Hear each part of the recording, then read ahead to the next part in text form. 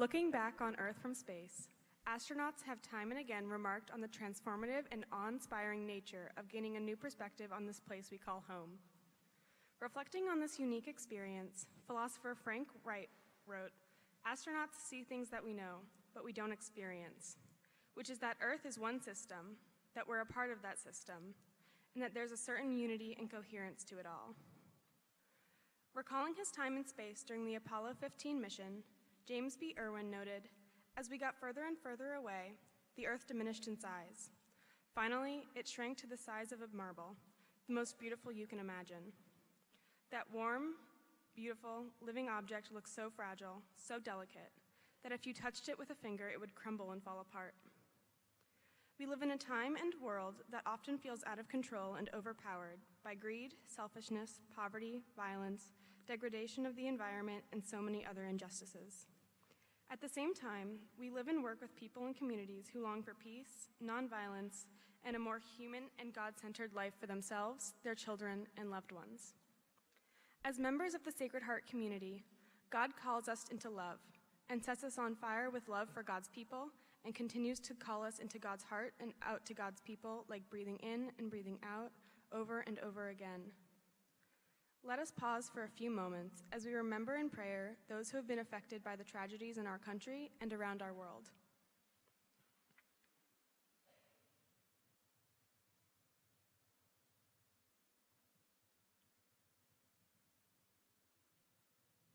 God, help us to care for our Earth and protect the delicate balance that exists between all of Earth's spheres, from the biosphere to the atmosphere and everything in between. Remind us of the oneness of creation and help us to live in unity and harmony with the Earth and one another. Amen.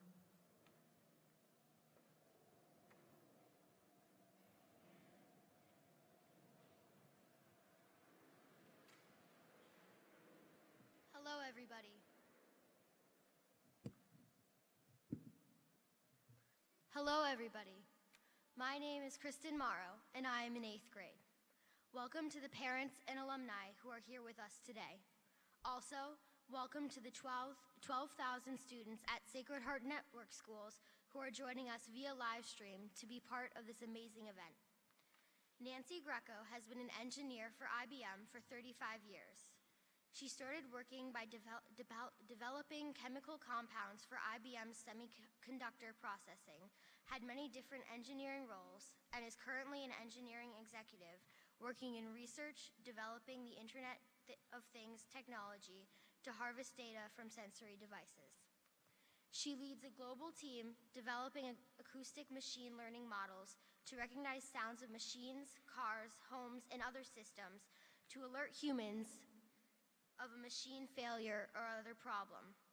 In the very near future, your machine, car, or home will call or text you to alert you that a specific mechanical problem is developing, and here's the action you need to take by when. She holds 21 patents currently and has 2 Bachelor of Science degrees in chemistry and technical communications from Cornell and SUNY. She has been active in numerous STEAM initiatives and studies, many targeted to understand how to keep girls and women in the STEAM career pipeline.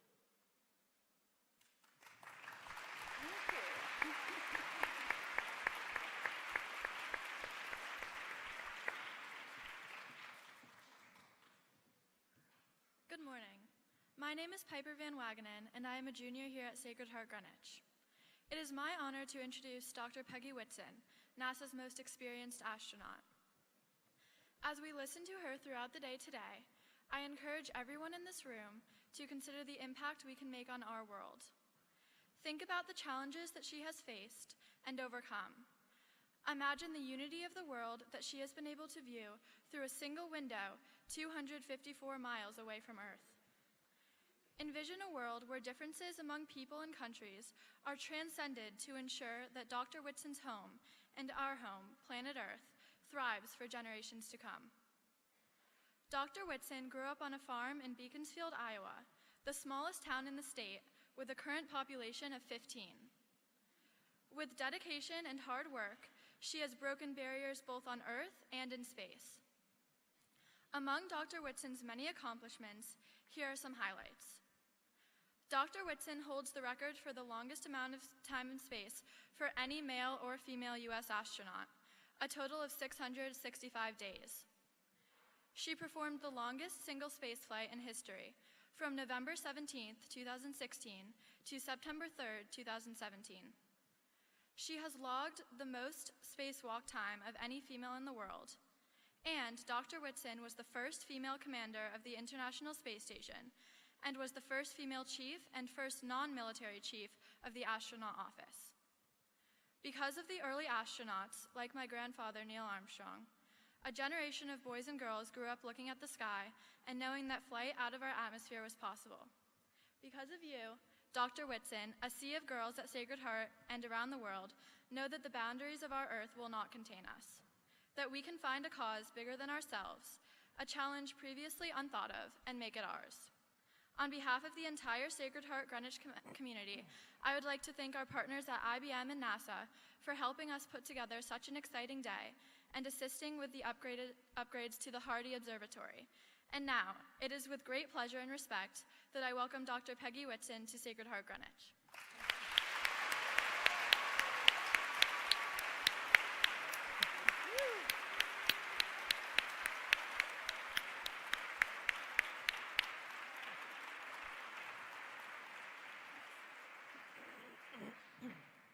When we talk about role models, it's very easy to remember seeing is believing.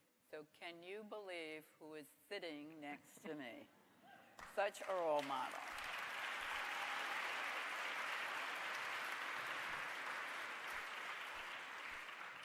So I'm going to start off with a question, and then we're going to turn it over to the students. So as you heard, for the past 35 years, I've created technology. But the woman sitting next to me has experienced the technology in ways I can barely imagine. The technology kept her alive in outer space. It brought her back through re-entry, which is like 17,000 miles per hour. She needed to be skilled to understand if anything went wrong with the spaceship or herself, that she had to be self-sufficient. Because Amazon doesn't deliver out in space. Unfortunately not. So what I wanted to ask you, through all the challenges that you met, the risk going out in space, et cetera, what drove you? What was the passion that drove you to keep going through all that? And was there a moment in time that you sat back and said, it was worth it? Well, pretty much every day I was thinking it was worth it. But Piper's grandfather was actually one of the guys that inspired me. Wow. So when I was 9, he walked on the moon. And I thought, wow, cool job. And of course, when you're 9, you think a lot of jobs are pretty cool. But when I graduated from high school was the first year they picked female astronauts. So I think that was kind of an interesting coincidence in timing, but it made it seem real for me too. So that was what started my dream. And I think because I wanted to do it for so long, I was so excited about the whole experience that everything from day one was amazing. So and even more than I expected it to be. Wow, great. So what we're going to do, you see, we have a tremendous diversity here of students. So what we're going to do is have the students come up to the mic. And girls, if you can say your name and what grade, we're going to turn it over to them to ask some really cool questions of you. All right. So could we have our first student, please?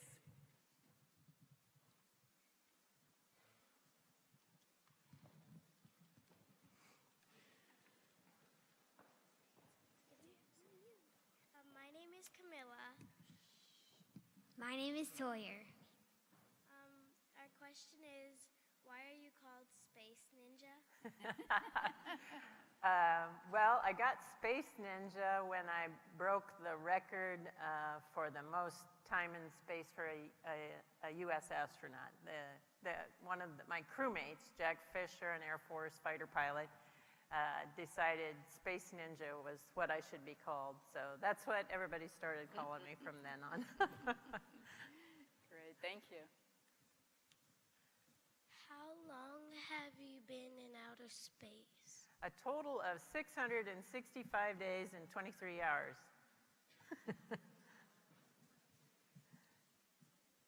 I'm Angelina. What was the hardest thing you ever built or fixed in outer space? The hardest thing I ever had to fix in space? I've worked on a lot of different things in space. Over that amount of time, things do break. Everything from the toilet, which is very important to fix. Probably the most complex thing I've ever had to fix was the carbon dioxide removal system. And on 3 different space flights, long-duration space flights, I had to work on that carbon dioxide removal system every time. And the reason that's important here on Earth is it's only 2% carbon dioxide, but when we're in an enclosed environment, that can get really high and be very poisonous to us. So it's a really important piece of hardware for us. My name is Riley, and how do you sleep in space? How do you sleep in space? Well, we actually just hang on a wall. It could be a ceiling, a floor, or just a wall. My room was on the wall, and it's a little room about this big, you know, kind of like a telephone booth, if you know what those are. but it's about that size, and I had enough room for a computer, which was just on a little platform, and a sleeping bag, which I hung on the wall. And some people have a hard time sleeping in space because it feels, you know, you're floating. And so I would get in my sleeping bag and I would bungee myself loosely to the wall. And it was great because it felt like the most comfortable bed ever. My name is Chloe. I'm in the 5th grade. And do you get sick of anything? Like, do you get sick of the food or like your environment or the people around you? It's a very insightful question. Luckily for me, it was the food, not the people around me. We do, as astronauts, we do a lot of training to work well together as a team, to understand and communicate effectively as a team, because that's very important. When you're working in an environment like that, we all have to depend on each other to save our lives if necessary, and to play the appropriate roles that we're supposed to play. And so those crew interactions are extremely important. But the food cycle is, on my first mission, it was only 8 days long. And for the first month, that's not a big deal. Every 8 days, you run out of this amount of food, and then you open a new box, and you continue. The first month, that's not too bad. Second month, you know exactly how many brownies are in the dessert container. You know exactly how many chicken fajitas are in the meat container. And so after a while, the food gets a little boring. So when you get home, being able to choose again is nice. That'd be fun. Thank you. My name is Maggie, and I'm in the 5th grade. What is it like in space? What is it like in space? The best analogy I can give you about what it's like to just be in zero gravity is kind of like being in a swimming pool of air instead of water. Your body is floating, you're comfortable, and you don't have to worry about breathing in water because it's all air. But you can actually kind of get stuck if you're in the middle and you're not moving around. So it's just interesting how you adapt to it, because every day here on Earth, gravity's involved. It's holding the flowers down, it's keeping us in our chairs, keeping your feet on the ground, and that rule is changed when you're in space. And it's completely different to learn how to live and adapt in that environment that's so different. I'm Esty, I'm in 5th grade. Did you ever get bored or miss your family? Did I ever get bored or miss my family? Not really. And part of the reason is, and it's not because they're bad people, but part of the reason is we actually have internet protocol phone, and we can call down. Anytime we had a special satellite within range, it's called a KU satellite, we could call up and talk to our family. The very first time I called my mom, I asked her if she'd accept a collect call from the space station. So no, I didn't really feel too isolated. And the great part about the phone calls is nobody calls you. It's a one-way call. So it's fun, and I didn't really feel bored. I got to do lots of exciting experiments and some spacewalks and some robotics operations, and I'm a pretty good mechanic, so I fixed up things, and so I really had a great time. I'm Bella. I'm also in the 5th grade. What gave you the courage to become an astronaut? I think I'm not so much sure it's courage as much as drive. I had lots of motivation and drive to become an astronaut. And maybe some of it was I didn't know how hard it was going to be, but I just kept going. I have always not been maybe the smartest person, so I always had to work really, really hard. And that just became kind of a theme in my life. Everything was a little bit harder than I wanted it to be, and I just had to keep trying and keep working. So it wasn't so much courage as just drive, that continuing to push when the odds were against. My name is Lila, and I'm in 5th grade. Were you scared when you went up? Because, whenever I watch, somebody taking off into the moon, videos of it, it's, a lot of, explosion.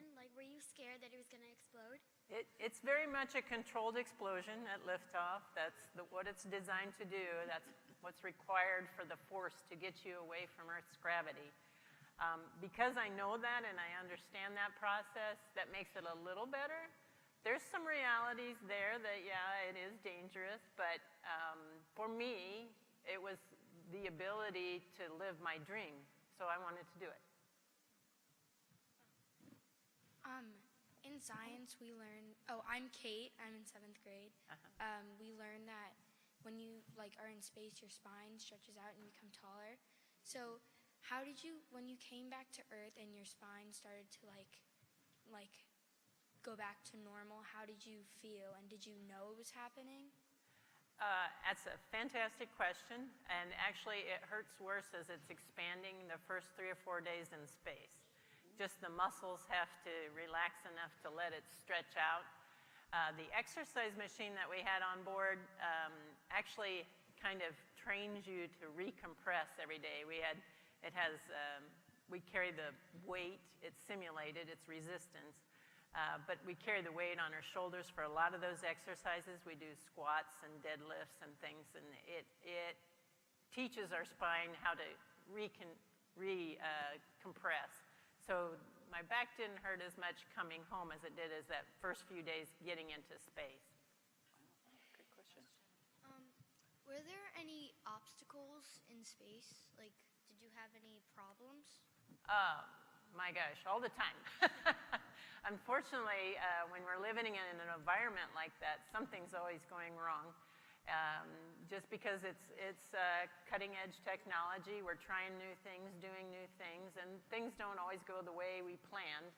That thing called microgravity changes how things work in space, and sometimes they don't work the way we think they should.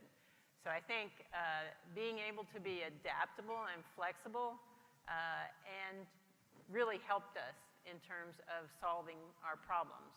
But the big thing in terms of problem solving is that we have this huge team of NASA and here on Earth that helps us figure out the solutions to those problems. So yeah, things go wrong all the time. I always think NASA's motto should be how to make hard things look easy, because most people don't realize how many things do go wrong because we work around and jury rig and come up with creative solutions to keep things moving and going forward. Great question. My name is Bella. I'm in 5th grade. My question is, how does takeoff feel? How does takeoff feel? Well, my first launch was on a shuttle, and it's pretty impressive. You probably have seen the pictures with the orange liquid fuel tanks and then the solid rocket boosters on the side. Well, the liquid fuel is for the 3 engines that are on the shuttle itself. And so 6 seconds before the launch, those engines start up, and they have to be running at 100% before launch time. But when they get down to 0, then the solid rocket boosters, which is solid fuel, it's going to burn and it's not going to stop. So once we start that, light that off, it's going. And there is no question in your mind that you're going somewhere. The solid rocket fuel has a lot more vibrations associated with it. So the first 2 minutes and 40 seconds, there's quite a bit of vibration. You're accelerating from 0 to 17,500 miles an hour in 8 minutes, 8.5 minutes. So it takes some time to get going that fast, but we're going really, really fast. At the end of that 8.5 minutes, the last 3 minutes, you start feeling the G-forces because you're accelerating so quickly. And so it feels like 3 times the force of gravity. In other words, it feels like 3 dudes are sitting on your chest and you're trying to breathe. So it's pretty stressful, but not too bad. It's only 3 times. 3 dudes sitting on your chest. And then my second and third flight, I launched in a Soyuz rocket, a Russian Soyuz rocket, and it's all liquid fueled. And so it's more a smoother initial ride.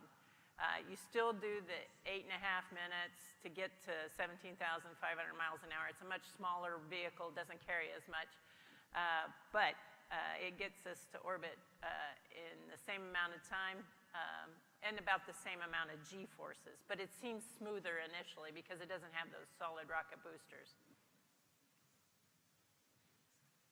Who's your biggest inspiration, like family or friends? I've had just loads and loads of people that have helped me along the way. My parents, of course, were my big inspirations initially. Watching the Apollo-era astronauts was, very inspiring to me. I really do think that for me, it made my dream of becoming an astronaut a goal when I saw the first female astronauts selected. And so it kind of changed my mindset and said, made me think, I can believe that I can do this. So that was a time that it changed. And of those women that were selected in that first group of astronauts, Sally Ride, I'm sure you probably know about, but there was also Dr. Shannon Lucid, a biochemist. And I was interested in biology and chemistry, so that seemed kind of cool. And there were other 3 medical doctors as well. So I thought, well, maybe as a biochemist, I can really do what I want to do, which is learn more about biology and chemistry and still become an astronaut. My name's Samantha. I'm in the 6th grade, and my question is, have you ever had an experience that really took your breath away? Anything scary? Oh, well, taking your breath away happens all the time in space. One, because the view of the Earth is so spectacular. It is so amazing to be able to look out and see our planet below us. And we're going that 17,500 miles an hour, so that means we're going around the Earth once every 90 minutes. So we're seeing a sunrise and a sunset in that 90 minutes. And the Earth underneath us, we're going in that same orbit all the time, and the Earth underneath us is still rotating. And so we get to see this different view of the planet all the time, and there'll be different lighting conditions, and so you'll see something new whenever you look out the window. And it's just so amazing. Probably the most breathtaking experience, though, I would say, is doing a spacewalk, because you're out there in your spaceship built for one, and it's just in your suit and looking at the Earth, looking at this huge thing that we built up there and the stars. Wow. My name's Camilla, and what's it like eating the food up there? Well, actually, you might think that eating might be different. If you think about no gravity, Eating, you think, well, maybe it won't go down, but your esophagus and everything works the same, so it feels okay just to eat. The hard part is everything's floating. So when you open a package of food, you have to kind of cut a corner off or just cut a small section off. Mostly the surface tension of most foods will hold it inside the bag or the pouch that you're eating out of, but sometimes it doesn't. And so then you have to, kind of chase or catch your food. So it gets to be a bit of a skill to figure out how to eat some of things and to keep it under control. Good question. My name is Piera, and I'm in 6th grade. I have 2 questions. Is that okay? So when you land, how does it specifically calculate where you're supposed to land? Because the Earth is always moving. And during that solar eclipse, was it anything different for you in space? Because we recently had a solar eclipse. Great questions. Okay, so the first one, how do we calculate when we're landing? Some really smart dudes on the ground tell us exactly when to start our deorbit burn, and it's actually about halfway around the world from where we're going to land. And so that'll slow us down from 17,500 miles an hour, just enough that we re-enter the Earth's atmosphere at a very precise angle so that we don't get too hot, because we get up to 3,000 degrees Fahrenheit, and we don't want to go much higher than that because our heat shields are designed for that. And so it's some very precise math and calculations. And then once we get in through the atmosphere, then they can calculate exactly how long it'll be before we touch down. And so it's pretty amazing that we can land almost exactly where we want to. I did have one occasion where we were 350 kilometers off course, but that was for a different reason. And the second question was, remind me again? Solar eclipse. Oh, the solar eclipse. Actually, that was really neat to be able to see that from space. I had seen pictures of the previous solar eclipse that another astronaut had taken pictures of, and I was like, oh, that doesn't really look all that impressive.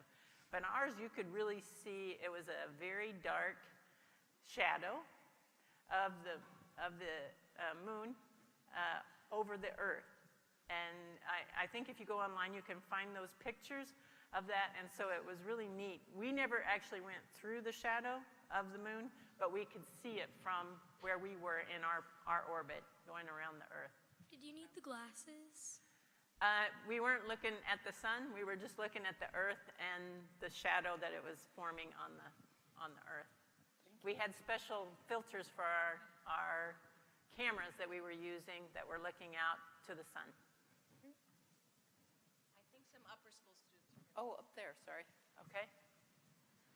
Hi, my name is Malika. I'm a junior, and so I want to pursue biochemistry in college, and I noticed you have a background in biochemistry, so I was wondering how, if in any way, that knowledge contributed to being an astronaut or anything you might have studied in space. I would not say biochemistry is the thing to do to become an astronaut, but biochemistry is the thing to do if it's your passion. Any field in math, science, engineering, technology, any field like that, if your goal is to become an astronaut, is in any of those areas. So if your goal is to become an astronaut, yes, biochemistry works. At least it did for me. So, but I think probably the most important advice I can give you is find your passion. You know, your whole life is going to be spent doing a job, and you want it to be a job that you really love, you really care about, and you really want to pursue and spend the time on. Could I add a question to that? Why is it important to do research in space? Great question. We do all kinds of research in space, but the best reason to do it is the lack of gravity. Everything that we do here on Earth is based on gravity. And you take away that variable, and it gives our scientists some new insights into things that we've done on the ground, but it changes in spaceflight. One really interesting study I was doing was looking at a colloidal fluid of iron And we had it in an electromagnetic field. And we were changing the frequency of that electromagnetic field. And one day I happened to set it, because my eyes were getting just a little old, I happened to set it on 2.0 instead of 20, because they didn't see the decimal place. And they saw some behavior that they had never seen on the ground at the same frequency. And so then we went back and repeated all the investigations. Because of my bad eyes, we got to learn something new about how this fluid of iron actually forms structures in space. And you can get perfect crystal formation with that. Much better, much higher quality crystals, much larger crystals, which actually has helped them do the crystallography and come up with antibodies to specific proteins that, for instance, Duchenne's muscular dystrophy was based on the crystallography done on crystals that were grown in space, and they're developing new treatment techniques and an understanding of what's causing the problem. So this research comes back to the planet, and as you said, affects many different problems that we have here, medical, physical, et cetera. Yeah, and it's always interesting to me that the research that we do up there, you can't always predict which is going to be the one that will have, the big payoff. On my first expedition in 2002, I was growing soybeans in space. And I thought that was really interesting because I'm from a farm and my dad was growing soybeans, but what turned out to be really neat was that the hardware that they built to isolate the plants from us in the cabin had a special filter on it. And the filter is now used in surgical rooms to clean the air, and it's also used in wineries to keep the wines from being contaminated. So you don't always know what the spin-offs of your research or the technology will be in the future, but it's important to keep looking, keep exploring in the science world too. Oh, fascinating. On this side. Hi, my name's Sarah. I'm a senior. I was wondering what you would recommend for girls who want to become astronauts in terms of what to study in college. Well, as I mentioned before, I think find something that you're passionate about. Something that really drives you, whether that's math, whether that's engineering, whatever that drive is. Any of those fields are going to be valuable to NASA in the future. And so I would definitely encourage you to do any field of science and math. And I tell you to pick one you're passionate about because I want you to be really, really good at it, because there's going to be a lot of competition to be astronauts. Maybe in the future there won't be quite so much competition because hopefully more and more people are going to be flying in space. And that, you guys are growing up in a really exciting time when I really think space exploration is going to explode. But find that passion. The other thing that I would actually recommend is working and with the knowledge that you want to work on these teams in space. You need to be parts of teams and to understand how to work effectively as teams, whether you're leader or follower. All of that's really important as being a good team member to be an astronaut. So those are the bits of advice I would give you. I'm Caitlin. When you came down to Earth and you were in the box, did you drop in sand or water? What did you drop onto? Can you repeat your question again? So when you come back. Yeah. Okay. So when you came down to Earth and you were in that box or capsule, did you drop into water or? So when we returned, did we jump into water? Well, on my first, yeah. Oh, when we dropped into water. So like the Apollo era capsules all dropped into water. That's true. For the Soyuz, the Russian Soyuz spacecraft, also a capsule, it actually lands on land. It's kind of like a car crash a couple of times. But the shuttle actually lands on a runway. And so it was, much more civilized kind of landing because it's kind of like landing in an airplane. But the Soyuz landing on the land, you come down in a capsule underneath the parachute, 1 meter off the ground. The soft landing engines fire to to lift you up and slow you down just a little bit more right before you smack into the earth. Thank you. Hi, I'm Ella. I'm in 7th grade. Like, what was the procedure to become an astronaut? Like, how did you get chosen? Well, being selected as an astronaut, I've been on a couple of selection boards, and I chaired another selection board. And the important thing is we are looking at thousands and thousands and thousands, literally, of applicants. I think in the last selection they had over 18,000 applicants. So the thing that you have to do as somebody who wants to be an astronaut is to excel at whatever it is that is your chosen profession, but also demonstrate that you have all these other capabilities and experiences that would demonstrate that you could live in maybe an unusual environment and you work well with teams. So those are the kinds of things that the review board is looking at. Are you seeing more women apply? We aren't seeing enough yet. We need more young ladies to be out there applying. We did have one class, the astronaut class in 2013. We had four males and 4 females that were selected, which is the first time that had ever happened. But in general, our office has about 25% female astronauts. So it's plus minus a few percentages above and below that, depending on who we have currently. But so we need more young ladies out there applying because we just don't have enough applying. Go girls. My name is Zoe. I'm in 6th grade. And has anything happened major that's led to like a fire in space? And if so, how do you put that out? So one of the investigations that we do in space is actually combustion. So we actually start fires, but they're in a very specific kind of chamber that protects the space station. We want to understand how fire works in zero gravity because, as you might guess, it's different. Without gravity, you don't have the same, even the flame doesn't have that same shape. Like, you think of the candle flame and the shape it has. On orbit, it's a round ball, and it can actually reignite after it burns out. And it's called cool flames, and it's a discovery they made based on the fact they don't have that. Luckily, on board the International Space Station, we've had some smoldering and burning things, but we've never had an actual fire.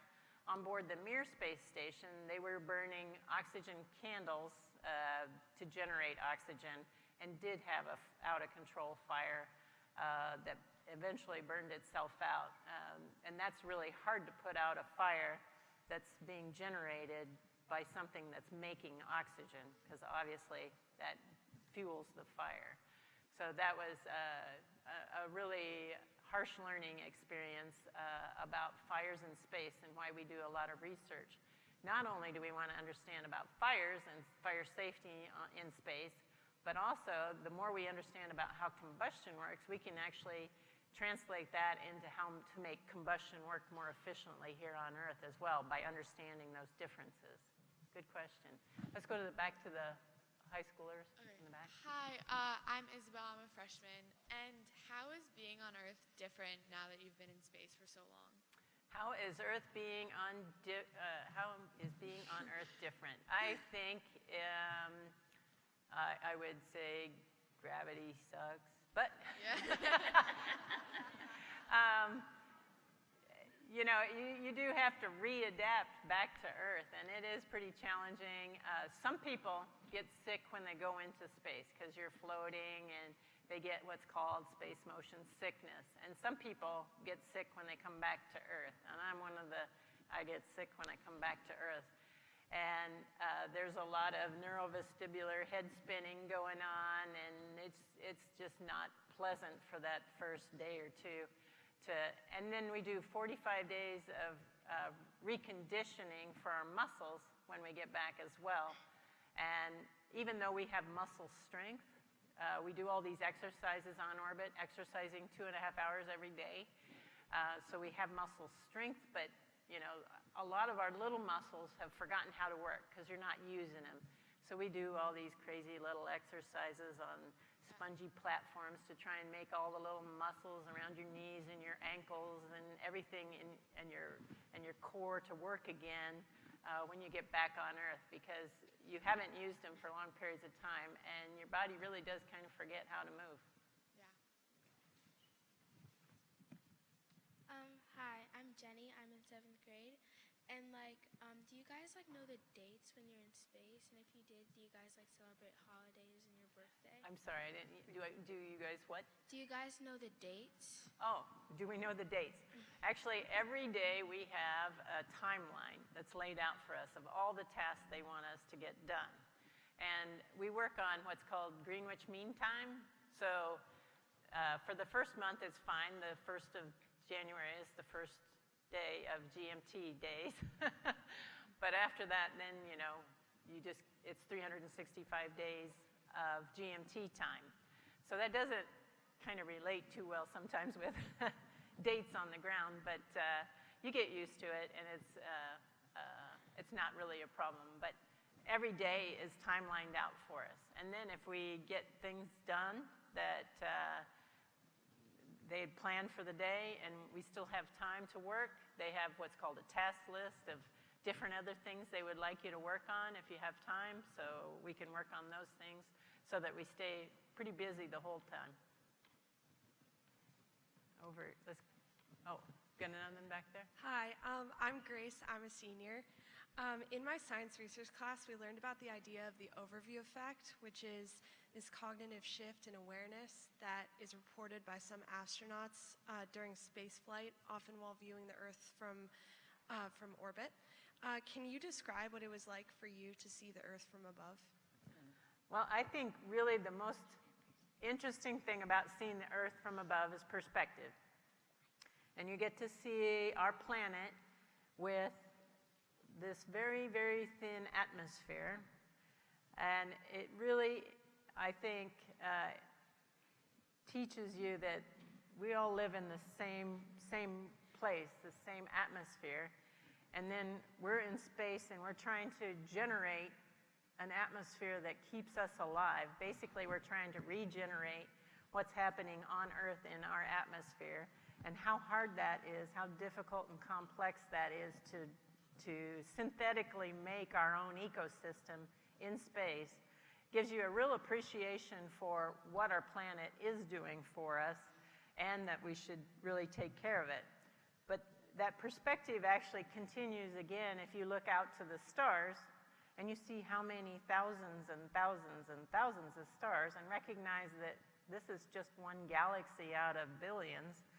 And it gives you this whole sense of we're so much smaller than even a grain of sand on a beach. So that range of perspective, I think, is something that I gained from being in space. Everything to how important our little speck of Earth is, to how small it is. So I do think there is a change in perspective from being in space. Denver. I'm in 6th grade. Did you feel really excited after you've just been flying up really high and you just feel the gravity ceasing to exist and you're starting to float? Did you get really excited and realize you're in space? Oh yeah, very much so. All the astronauts, when we get up there, we spend a lot of our free time learning how to do astronaut tricks, because it's just really fun to spin around in a ball and trying out using water or Kool-Aid or something, making these spheres of liquid, and then sucking them up with a straw or whatever. Just fun to experience zero gravity and to learn how to live there. So it's a blast, very much. Hi, I'm Kayla, and I was wondering what or who kept you going when you decided to pursue a career in a generally male-dominated field of study. I think a lot of people, I was lucky enough to where when I went through, there was always happened to be a female ahead of me, a mentor, or somebody that made me feel like this is obviously possible. I should be doing this, doing whatever I want to do. So I don't think you should let the fact that you might be outnumbered be a factor. It doesn't matter. You can do things. You can break down new barriers, and you can do whatever it is that you want to do.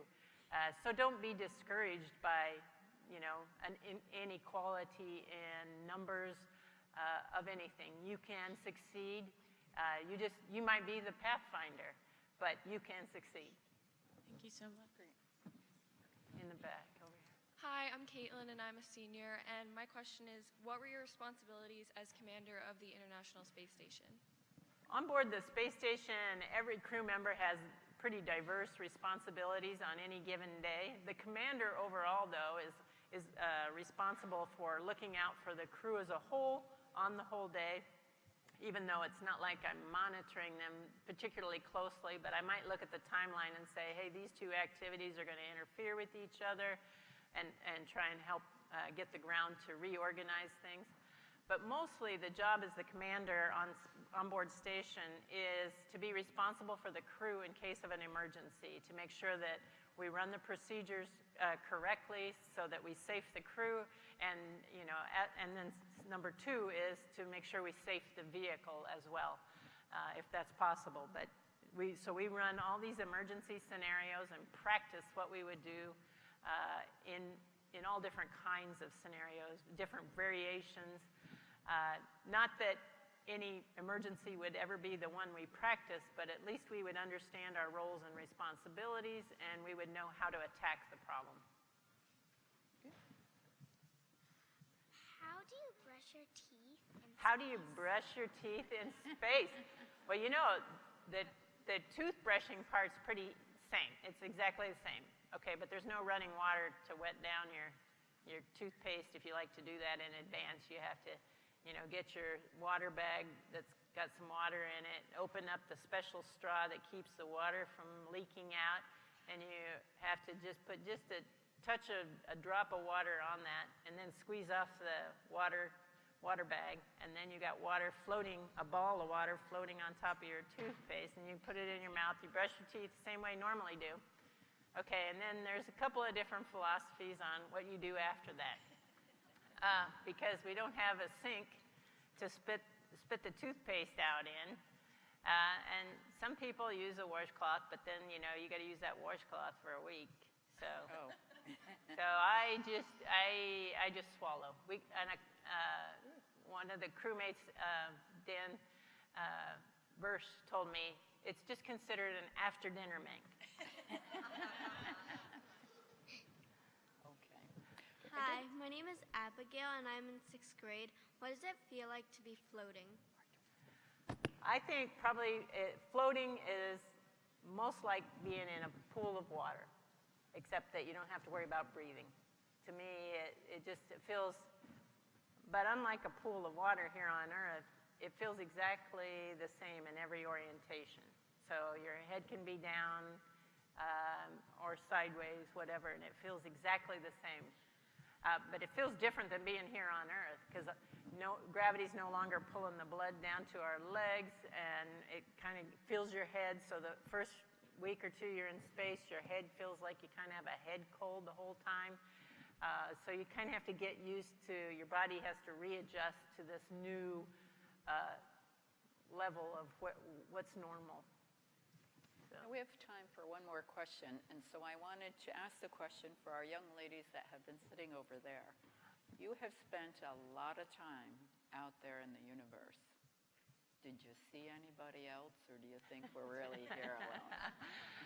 Well, I never saw anybody else out there, but I know that based on the number of stars and the planets that are around those stars, that there has to be other life out there.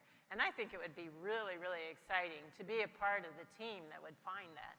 Well, are we prepared to talk to them when we run into them?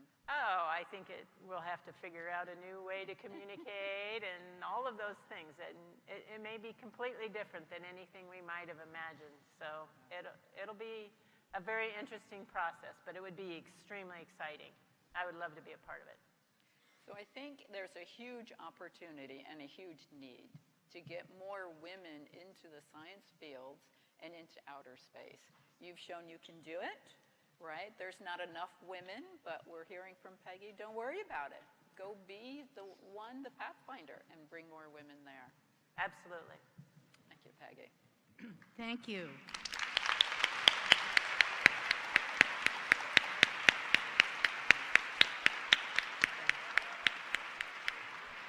Thank you, Ms. Greco and Dr. Whitson, for that fabulous presentation. We are so fortunate to have you both with us for the day.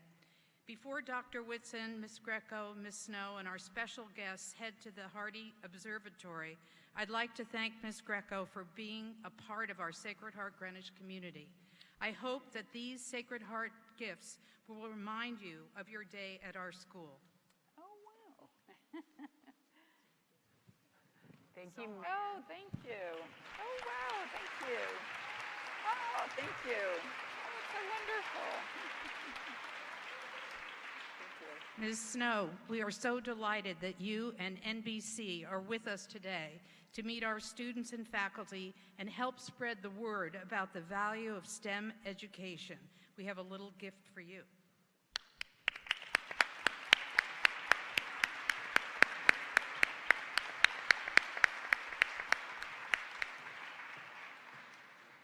And Dr. Whitson, it is with great pleasure that I officially recognize you as a distinguished alumna of the Sacred Heart Greenwich. Thank you.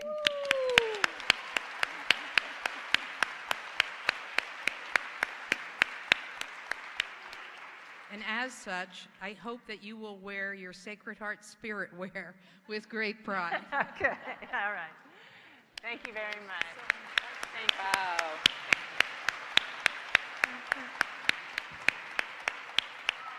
And now I would ask our guests to leave first and go out this back door here. We're going to take you down to the observatory. Thank Okay. you all for coming so much. Thanks, everyone. Students, wait, just keep seated.